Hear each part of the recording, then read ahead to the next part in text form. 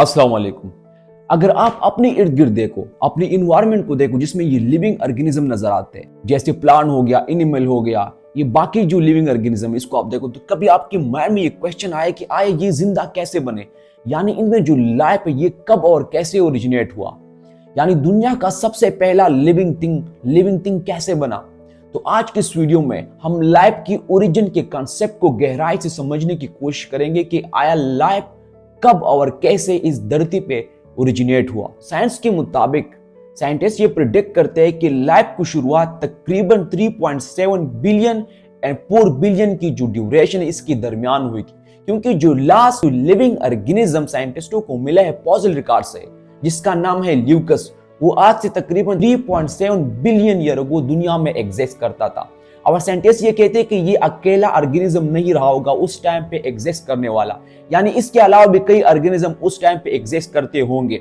और इसकी वजह से वो ये प्रिडिक्ट करते हैं कि 3.7 एंड 4 बिलियन ईयर अगो के दरमियान लाइफ की ओरिजिन यानी लाइफ की शुरुआत हुई होगी। यानी ये कोई फाइनल बात नहीं है कि इसकी दरमियान ही हुई होगी, लेकिन साइंस ये प्रिडिक्ट करती है उस ऑर्गेनिज्म को स्टडी करके और बाकी चीजों को स्टडी करके। चलो यहाँ पे ये तो हमने मान लिया कि लाइफ की शुरुआत इस ड्यूरेशन में हुई थी, लेकिन यहाँ पे क्वेश्चन अराइज होता है कि जो दुनिया को जो फर्स्ट लिविंग थिंग था वो लिविंग थिंग कैसे बना। इस क्वेश्चन को साइंस के मुताबिक आंसर करने से पहले हम सबसे पहले लाइफ की डिफिनेशन समझेंगे कि आया लाइफ होता क्या है, यानी ये लिविंग ऑर्गेनिज्म को हम लिविंग ऑर्गेनिज्म क्यों कहते हैं। तो यहाँ पे मैं आपसे पूछता हूँ आपके मुताबिक लाइफ क्या है, तो आप कहोगे कि वो चीजें जिंदा है या लाइफ है जो मोमेंट कर रहे हो जिस तरह हम करते हैं, लेकिन ये डिफिनेशन सही नहीं है, यानी ये पूरा डिफिनेशन नहीं है, क्योंकि हम तो मोमेंट करते हैं लेकिन प्लांट तो मोमेंट नहीं कर सकता। तो फिर आप कहोगे कि वो चीजें जो रिप्रोड्यूस हो सकते हो यानी बच्चे पैदा कर सकते हो तो वो जिंदा है, लेकिन ये भी कंप्लीट डिफिनेशन नहीं है, क्योंकि चलो ह्यूमन या एनिमल ये तो रिप्रोड्यूस हो सकते हैं, प्लांट भी रिप्रोड्यूस हो सकता है, लेकिन आपने कचर का नाम सुना होगा, कचर तो रिप्रोड्यूस नहीं हो सकता, तो ये डिफिनेशन भी पूरा नहीं है। तो फिर आया लाइफ की डिफिनेशन आखिर है क्या। तो इस डिफिनेशन को फाइंड करने के लिए 2011 में एडवर्ड ने एक रिसर्च की थी, जिसमें उन्होंने तकरीबन 123 डिफरेंट डिफिनेशन ऑफ लाइफ की फाइंड की थी, और उन्होंने एक मजमुआ निकाला था, एक निचोड़ निकाला था, जिसमें उन्होंने लाइफ की डिफिनेशन दी थी कि हर वो चीज जिंदा है जो सिर्फ रिप्रोड्यूस होता है विद वेरिएशन। ये एक ऐसा डिफिनेशन है जिसमें सारे जो लिविंग ऑर्गेनिज्म है ये इंक्लूड हो सकते हैं। इस डिफिनेशन का मतलब ये है कि हर वो चीज जो सिर्फ रिप्रोड्यूस हो सकती है विद वेरिएशन, यानी जरूरी नहीं है कि अगर कोई चीज रिप्रोड्यूस हो और वो आगे भी रिप्रोड्यूस करता रहे, तो इसलिए ये डिफिनेशन सारे जो लिविंग ऑर्गेनिज्म है उसको इंक्लूड करता है। अब यहाँ पे हमें ये तो पता चला कि लाइफ की शुरुआत कब हुई थी और लाइफ होता क्या है, लेकिन क्वेश्चन ये कि लिविंग थिंग कैसे बने। तो 200 साल तक साइंटिस्टों का यही बिलीव था कि जो लिविंग थिंग है इसमें एक खास लाइफ फोर्स है जिसकी वजह से ये लिविंग थिंग जिंदा है, और इसके लिए वो ये रीजन देते हैं कि जो लिविंग थिंग है उसमें एक खास किस्म के ऑर्गेनिक मॉलिक्यूल या कंपाउंड होते हैं, जिससे फैट्स हो गया, प्रोटीन हो गया, शुगर हो गया, ये नॉन लिविंग थिंग में नहीं होते। क्योंकि जो लिविंग थिंग में इसलिए होते हैं कि क्योंकि जो लाइफ फोर्स है खास इस ऑर्गेनिक मॉलिक्यूल को बनाता है, जिसकी वजह से ये लिविंग थिंग जिंदा है। लेकिन 1728 में एंटोनी एक रिसर्च कंडक्ट करता है और उसमें वो ये फाइंड करता है कि असल में जो लिविंग थिंग है या नॉन लिविंग थिंग है इन दोनों में इतना डिफरेंस नहीं है, यानी ये दोनों सेम प्रिंसिपल पे काम करते हैं। और इसकी बात 1828 में फ्रेडरिक कोलर एक एक्सपेरिमेंट कंडक्ट कर रहा होता है, जिसमें एक्सीडेंटली इनऑर्गेनिक कंपाउंड से ऑर्गेनिक कंपाउंड बन जाते हैं, यानी अमोनियम साइनाइड से यूरिया बन जाता है। और यूरिया को अगर आप देखो तो जो ह्यूमन का जो वेस्ट होता है यूरिन, उसमें यूरिया पाया जाता है। तो यहाँ पे जो आइडिया था कि ये जो ऑर्गेनिक मॉलिक्यूल है वो लाइफ फोर्स बना रहे जिसकी वजह से ये लिविंग थिंग जिंदा है, वो आइडिया अपनी जो क्रेडिबिलिटी है वो लूज करने लगा, क्योंकि यहाँ पे तो इनऑर्गेनिक मॉलिक्यूल से एक केमिकल रिएक्शन के थ्रू ऑर्गेनिक मॉलिक्यूल बन गए। अब यहाँ पे जो लाइफ फोर्स का कांसेप्ट था ऑलमोस्ट अपनी जो क्रेडिबिलिटी है वो कंप्लीटली खो चुका होता है। लेकिन अब यहाँ पे साइंटिस्ट सोचते हैं कि अगर ये लाइफ फोर्स ये लिविंग थिंग नहीं बना रहे, ये ऑर्गेनिक मॉलिक्यूल नहीं बना रहे और उसकी वजह से ये जिंदा नहीं है, तो फिर ये लिविंग थिंग कैसे लिविंग थिंग बने। तो यहाँ पे साइंटिस्ट ये सोचने पे मजबूर हो जाते हैं कि असल में ये जो लिविंग थिंग है ये नॉन लिविंग थिंग से बने हैं। यहाँ पे क्वेश्चन अराइज होता है कि आया कैसे नॉन लिविंग थिंग से लिविंग थिंग बने। तो इस क्वेश्चन को आंसर करने से पहले हम सबसे पहले नॉन लिविंग थिंग और लिविंग थिंग के दरमियान जो डिफरेंसेस है उसको समझेंगे कि आया इन दोनों में क्या डिफरेंसेस है। यहाँ पे अगर हम बात करें तो लिविंग थिंग और नॉन लिविंग थिंग में साइंस ने 4 मेन डिफरेंस बताए, जिसमें एक कंप्लेक्सिटी का आता है। यानी अगर आप लिविंग थिंग को देखो तो बहुत ज्यादा कंप्लेक्स है, उसमें कंप्लेक्स मॉलिक्यूल है, आरएनए हो गया, प्रोटीन हो गया, शुगर हो गया। लेकिन अगर दूसरी तरफ आप नॉन लिविंग थिंग को देखो तो वो इतनी कंप्लेक्स नहीं है। और जो दूसरा डिफरेंस है वो है रिप्रोडक्शन का, यानी रिप्लिकेशन का। अगर आप लिविंग थिंग को देखो तो वो अपने आप को रिप्लिकेट करते हैं, रिप्रोड्यूस करते हैं, जबकि दूसरी तरफ पत्थर रिप्रोड्यूस नहीं होता, यानी नॉन लिविंग थिंग कभी रिप्रोड्यूस नहीं होता, वो अपने आप को रिप्लिकेट नहीं कर सकता। और जो तीसरा मेन डिफरेंस है वो है बाउंड्री का। अगर आप लिविंग थिंग को देखो तो वो अपने इन्वायरमेंट से अपने आप को सेपरेट किया हुआ है, यानी उनकी और बाह्य इन्वायरमेंट के दरमियान एक खास बाउंड्री है। और जो चौथा डिफरेंस है वो है मेटाबॉलिज्म का। अगर आप लिविंग थिंग को देखो तो उसको एनर्जी की जरूरत होती है, और वो एनर्जी वो फूड से हासिल करता है, और जिस प्रोसेस के जरिए वो हासिल करते हैं उसको मेटाबॉलिज्म कहते हैं।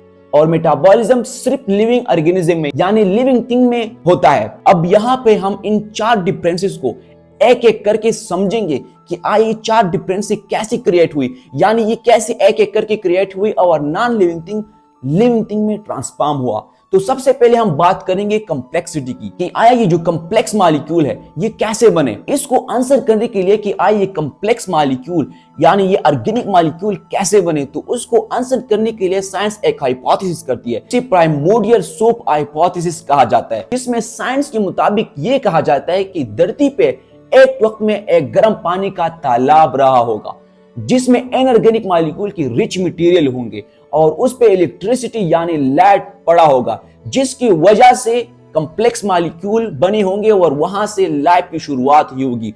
और इस हाइपोथेसिस को करेक्ट साबित करने के लिए हर्नोल्ड और मिलर 1853 में एक एक्सपेरिमेंट कंडक्ट करते हैं, जिसमें वो ये कंक्लूड करते हैं कि अगर राइट कंडीशन हो और आपके पास राइट मटेरियल हो और आप राइट एनवायरनमेंट उसको प्रोवाइड करो, आप लैब की जो बिल्डिंग ब्लॉक है वो बना सकते हो। और उन्होंने यहाँ पे अमाइनो एसिड भी बना ली थी जो लैब की बिल्डिंग ब्लॉक में आता है। यहाँ पे हमने ये तो समझ लिया कि कंप्लेक्स मॉलिक्यूल कैसे बने। हम बात करेंगे कि अब ये रिप्रोड्यूस कैसे होंगे, यानी जो लिविंग थिंग है इन्होंने जो रिप्रोडक्शन है या रिप्लिकेशन का जो प्रोसेस है ये कब और कैसे स्टार्ट किया। उसके लिए भी साइंस एक हाइपोथेसिस सजेस्ट करती है, जिसे क्ले मिनरल हाइपोथेसिस कहा जाता है। यानी ये एक खास मिट्टी के बारे में बताते हैं जिसे चिकनी मिट्टी कहा जाता है। इस पे ऑर्गेनिक मॉलिक्यूल अटैच होते हैं और वहां पे ऑर्गेनिक मॉलिक्यूल के दरमियान ये मिट्टी रिएक्शन तेज करने में मदद करती है। तो साइंस यहाँ पे ये कहता है कि इस मिट्टी पे डिफरेंट ऑर्गेनिक जो मॉलिक्यूल है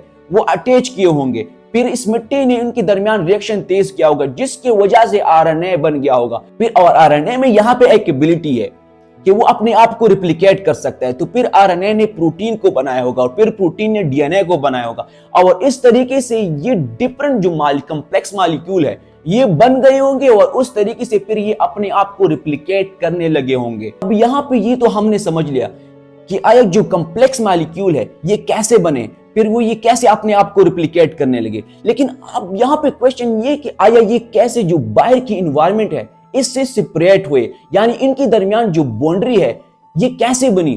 तो उसके लिए साइंस ये कहता है कि अगर आप सेल को देखो तो सेल में एक न्यूक्लियस होता है, एक सेल में ब्रेन होता है, दूसरा साइटोप्लाज्म होता है।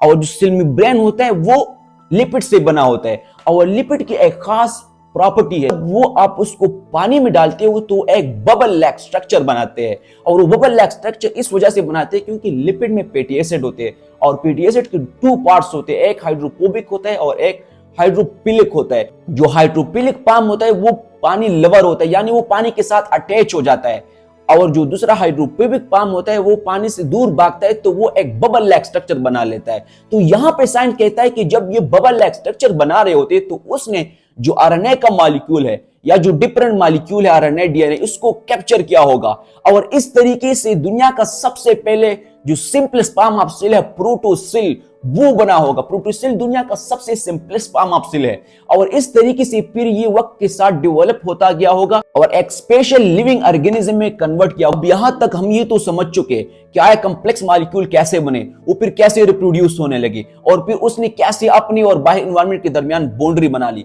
लेकिन अब यहाँ पे क्वेश्चन ये कि आया इन्होंने मेटाबॉलिज्म कैसे स्टार्ट किया। जब हमने 3 नंबर पॉइंट पढ़ रहा था बाउंड्री का, जिसमें हमने लिपिड की बात की, जिसने बबल लाइक स्ट्रक्चर बनाया था। तो असल में साइंस कहता है कि इस बबल लाइक स्ट्रक्चर ने उस वाटर से डिफरेंट मिनरल को कैप्चर किया होगा और फिर उसमें जो उसके लिए यूजफुल थे, यानी रिप्लिकेशन के लिए, रिप्रोड्यूस करने के लिए यूजफुल थे, उसको अपने अंदर रुका होगा और जो बाकी मिनरल थे उसको एज अ वेस्ट के तौर पर अपनी बॉडी से उस बबल लाइक स्ट्रक्चर से बाहर रिलीज किया होगा। और इस तरीके से जो सिंपलेस्ट फॉर्म ऑफ मेटाबॉलिज्म है उसकी शुरुआत की होगी और फिर इस तरीके से वक्त के साथ साथ ये मेटाबॉलिज्म और रिप्रोडक्शन का अमल और जो बाउंड्री है और उसके अलावा जो कॉम्प्लेक्स मॉलिक्यूल है ये वो और इंप्रूव होते गए होंगे और इस तरीके से दुनिया का सबसे पहला लिविंग सेल या माइक्रोब या लिविंग ऑर्गेनिज्म वजूद में आया होगा, वो भी नॉन लिविंग थिंग से। तो अगर ये वीडियो आपको इंफॉर्मेटिव लगी हो तो इस वीडियो को कमेंट, शेयर एंड लाइक करना ना भूलिएगा और मजीद इस किस्म की वीडियो को देखने के लिए मेरे चैनल को सब्सक्राइब करें। Thank you.